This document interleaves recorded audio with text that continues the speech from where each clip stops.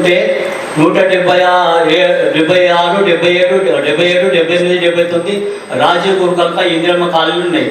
కానీ దాదాపుగా 600 ఓటర్స్ ఈ రోజుకి కూడా రాజీవ్ గురుకల్ప ఇందిరమ్మ కాలనీలోనే ఉన్నాయి కోకట్వాళ్ళు.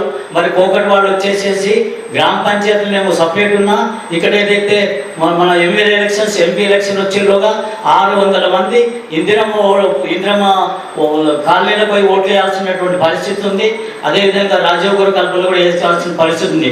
ఎన్నోసార్లు ప్రభుత్వం దృష్టికి తీసుకొచ్చినా, ఎలక్షన్ కమిషన్ తీసుకొని వచ్చినా, కలెక్టర్ తీసుకుని వచ్చిన ఏమి కూడా మార్చలేకపోయిండ్రు.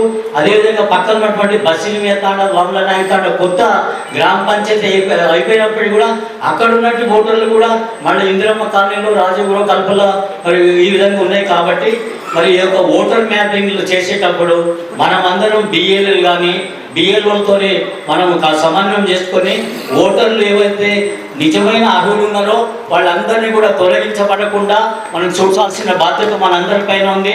ప్రత్యేకంగా మరి ఎందుకంటే మొన్ననే ఈ యొక్క మరి బీజేపీ ప్రభుత్వము మరి ఏదైతే ఎలక్షన్ కమిషన్ తమ యొక్క ఆధీనంలో పెట్టుకొని పశ్చిమ బెంగాల్ చూసిండ్రు దాదాపుగా 90 లక్షల ఓట్లు కూడా తొలగించడం జరిగింది అక్రమంగా.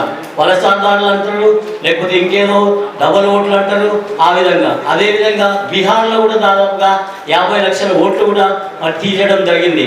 ఇప్పుడే మన గౌరవ శాసనం సభ్యులు చెప్పినట్లు ఢిల్లీలో కూడా ఓటర్లని తీసివేయడం వల్ల కూడా ప్రభుత్వాలు కూడా రానటువంటి పరిస్థితులలో ఎమ్మెల్యేలు కానీ ఓడిపోయినటువంటి ఎంపీలు కానీ ఓడిపోయినటువంటి పరిస్థితులు ఉన్నాయి. కాబట్టి మన తాండూరు నియోజకవర్గంలో దాదాపుగా మరి 2,30,000 వరకు 35,000 వరకు ఓటర్లు ఉన్నాయి. కాబట్టి చనిపోతే కూడా ఇంకా తీయనే లేదు.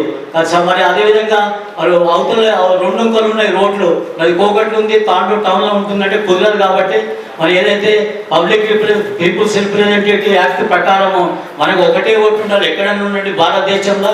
కావాలంటే చేంజ్ చేసుకుని ట్రాన్స్ఫర్ చేసి అధికారం ఉన్నది. కాబట్టి ఇది ప్రక్రియ ఉంది. కాబట్టి దీన్ని మనమందరం కూడా సహకరించేసి తాండూరు నియోజకవర్గంలోనే వికారాబాద్ జిల్లాలోనే కాకుండా మరి యొక్క తెలంగాణలోనే ఫస్ట్ వచ్చే విధంగా అందరికీ న్యాయం జరిగే విధంగా అర్హులందరికీ ఓటర్లు మరి మనం మార్చకుండా ఉండే విధంగా అర్హులందరూ కూడా కొత్త వాళ్ళకు కూడా మరి ఎన్రోల్మెంట్ చేసే విధంగా, అదేవిధంగా యువత కూడా 18 ఏళ్ళు ఎవరైతే కంప్లీట్ అయిపోయారో వాళ్ళ వారిగా మనం అందరం కూడా కొత్త వాళ్ళని కూడా ఫామ్ నెంబర్ 6 ఇచ్చి నామినేట్ మనం ఎన్రోల్మెంట్ చేసినట్టయితే మనకు కూడా ఓట్లు పెరిగే అవకాశం ఉంటుంది.